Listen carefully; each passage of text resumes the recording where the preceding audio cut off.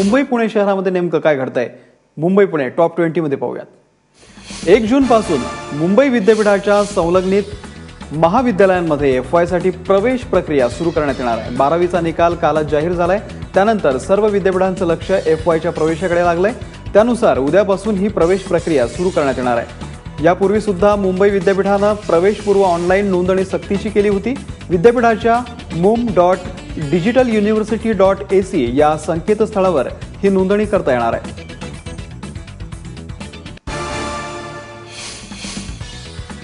Marine ड्राईव्हवरती वेगानं गाडी चालवणं आता तुम्हाला महागात पडू शकतं, कारण मरीन ड्राईव्हवर 23 स्पीडी कॅमेरे हे बसवण्यात आलेले आहेत। या कॅमेऱ्यामध्ये गाडीचा वेगही कैद होणार आहे। त्यामुळे भरधाव वेगानं गाडी चालवणाऱ्यांना आता दंड आकारणं अधिक सोपं होणार आहे। मरीन ड्राईव्हवरती असे एकूण 23 स्पीडी कॅमेरे बसवण्यात आले आहेत। त्यामुळे यापुढे मरीन ड्राईव्हवरती भरधाव वेगानं गाडी चालवणाऱ्यांवर लगाम बसणार आहे। आता पुणेकरांसाठी एक महत्त्वाची बातमी आहे। पुणे महानगरपालिकेच्या स्थायी समितीने मंजूर केलेल्या प्रकल्पाची योग्य प्रकारे अंमलबजावणी झाली तर पुणेकरांच्या नळाला 24 तास पाणी येणार आहे। 24 तास पाणी पुरवठा योजनेला स्थायी समितीच्या बैठकीमध्ये मान्यता मिळाली आहे। या प्रकल्पाचा अंदाजे खर्च 3,300 कोटी रुपये इतका आहे। तर ही योजना पूर्ण होण्यासाठी 5 वर्षांचा कालावधी अपेक्षित आहे। आता पुणेकरांना 5 वर्षांनंतर 24 तास पाणी मिळणार की योजना ही पालिकेच्या अनेक योजनांप्रमाणेच लाल फितीमध्ये अडकणार हे पाहावं लागेल। आता बातमी आहे पुण्यामध्ये पार पडलेल्या एनडीए कॅडेटच्या शिस्तबद्ध संचलनाची। एनडीए म्हणजेच राष्ट्रीय संरक्षण प्रबोधिनीच्या 132व्या तुकडीचा दीक्षांत समारंभ काल पार पडला। त्यानिमित्तानं ही परेड आयोजित करण्यात आली होती। नौदल प्रमुख सुनील लांबा यावेळी प्रमुख पाहुणे म्हणून उपस्थित होते।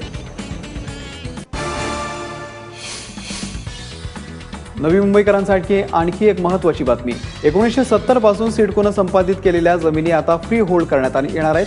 जुलैच्या मध्यवर्ती हा प्रस्ताव राज्य शासनाकडे पाठवणार असल्याची माहिती सिडकोचे एमडी भूषण गगराणी यांनी सांगितलं आहे। आमदार मंदा म्हात्रे यांनी सिडको आणि नवी मुंबई पालिकेच्या संयुक्त विद्यमानं फ्री होल्ड आणि पुनर्विकास या संदर्भामध्ये मार्गदर्शन शिबिराचं आयोजन केलं होतं। यावेळी ही माहिती देण्यात आली। या निर्णयानं नवी मुंबईकरांमध्ये आनंदाचं वातावरण आहे। महावितरणच्या गलथान कारभारामुळे नालासोपाऱ्यातल्या 7 आदिवासी मुलांना आपला जीव गमवावा लागलाय। मात्र त्यांचं नशीब बलवत्तर म्हणून ते मृत्यूच्या दाढेतून परतले। तुटलेल्या वायरचा शॉक लागल्यामुळे नालासोपाऱ्यामध्ये 7 जण जखमी झाले आहेत। तर जखमी झालेली सर्व मुलं 7 ते 12 या वयोगटातील असून त्यांना उपचारासाठी रुग्णालयामध्ये दाखल करण्यात आलंय। धक्कादायक बाब म्हणजे अपघातानंतर घटनास्थळाला भेट देणाऱ्या महावितरणच्या अधिकाऱ्यांनी जखमींची विचारपूसही केली नाही असा आरोप आदिवासी एकता परिषदेने केलाय। डोंबिवलीमध्ये जागेच्या वादातून विक्रांत केणे उर्फ बाळू तरुणाची गोळी झाडून हत्या करण्यात आलेली आहे। प्रत्यक्षदर्शींनी दिलेल्या माहितीनुसार 4 जणांनी विक्रांतला कामाच्या बहाण्यानं घराबाहेर बोलावलं। विक्रांत बाहेर आल्यानंतर त्याला मारहाण करण्यात आली। स्थानिकांनी विक्रांतच्या मदतीसाठी धाव घेतली, मात्र हल्लेखोरांनी त्यांच्यावर गोळी झाडून तिथून पळ काढला। हल्ल्यानंतर विक्रांतला रुग्णालयामध्ये दाखल करण्यात आलं, मात्र उपचारादरम्यान त्याचा मृत्यू झाला। जागेवरून सुरू असलेल्या वादातून विक्रांतची हत्या करण्यात आली असल्याची माहिती पोलिसांनी दिली आहे। सध्या कोणत्याही निवडणुका तोंडावरती नाहीयेत, तरी देखील सत्ताधारी राष्ट्रवादी काँग्रेसकडून नवी मुंबईकरांना बंपर गिफ्ट मिळालंय। पुढच्या 7 वर्षांसाठी नवी मुंबई महानगरपालिका मालमत्ता आणि इतर करामध्ये कोणतीही वाढ करणार नसल्याची घोषणा गणेश नाईक यांनी केली आहे। नवी मुंबईमध्ये आयोजित करण्यात आलेल्या राष्ट्रवादी काँग्रेसच्या मेळाव्यामध्ये नाईक बोलत होते। गणेश नाईकांनी करातील सुटीसंदर्भात केलेल्या घोषणेला भाजपच्या वाढत्या वर्चस्वाची किनार आहे का असा सवाल आता उपस्थित केला जातोय।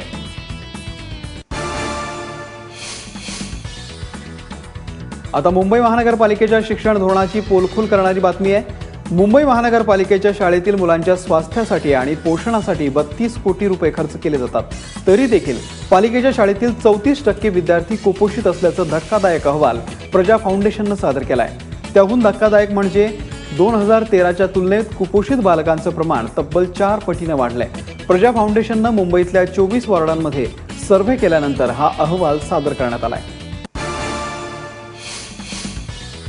मराठा समाजाला आरक्षणासाठी मागणी करत मुंबईतल्या आझाद मैदानात मराठा मोर्चा काढण्यात आला। मराठा समाजाला आरक्षण मिळावं, कोपर्डीतल्या बलात्काराच्या आरोपींना फाशीची शिक्षा व्हावी अशा मागण्यांसाठी हा मोर्चा काढण्यात आला होता।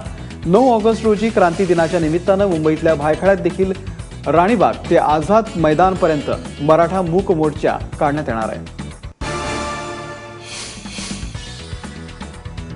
पुण्यातल्या अमित म्हस्के यांच्या 16 वर्षाचा मुलगा तेजसचा 24 मे रोजी अपघात झाला। अपघातामध्ये ब्रेन डेड झालेल्या तेजसचे अवयवदान करण्याचा निर्णय घेण्यात आलाय।